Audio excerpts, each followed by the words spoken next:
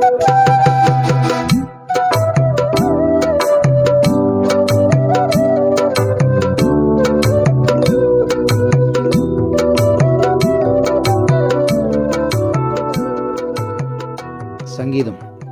59 அதிகாரம்.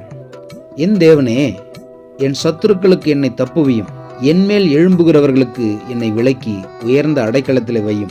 அக்கிரமக்காரருக்கு என்னை தப்புவித்து இரத்த பிரியரான மனுஷருக்கு என்னை விலக்கி ரட்சியும். இதோ என் பிராணனுக்கு பதிவிருக்கிறார்கள்.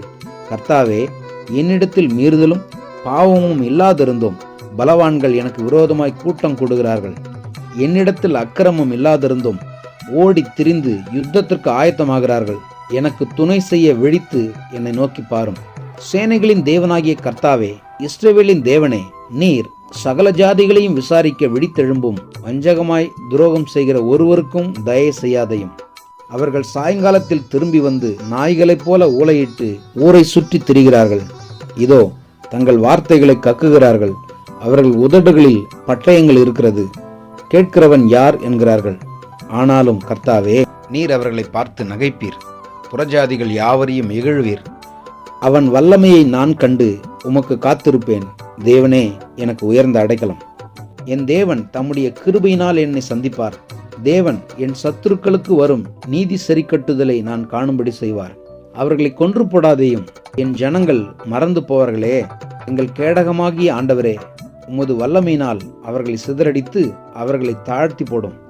அவர்கள் உதடுகளின் பேச்சு அவர்கள் வாயின் பாவமாயிருக்கிறது.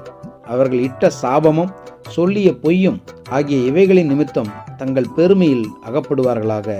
தேவன் பூமியின் எல்லை வரைக்கும் யாக்கோபிலே அரசாளுகிறவர் என்று அவர்கள் அறியும் பொருட்டு அவர்களை உம்முடைய உக்கிரத்திலே நிர்மூலமாக்கும். இனி இராதபடிக்கு அவர்களை நிர்மூலமாக்கும். அவர்கள் சாயங்காலத்தில் திரும்பி வந்து நாய்களைப் போல ஊளையிட்டு ஊரை சுற்றி திரிகிறார்கள். அவர்கள் உணவுக்காக அலைந்து திரிந்து திருப்தி அடையாமல் முறுமுறுத்து கொண்டிருப்பார்கள். நானோ உம்முடைய வல்லமையை பாடி காலையிலே உம்முடைய கிருபையை மகிழ்ச்சியோடு புகழ்வேன். எனக்கு நெருக்கம் உண்டான நாளிலே நீர் என் தஞ்சமும் உயர்ந்த அடைக்கலமும் ஆனீர்.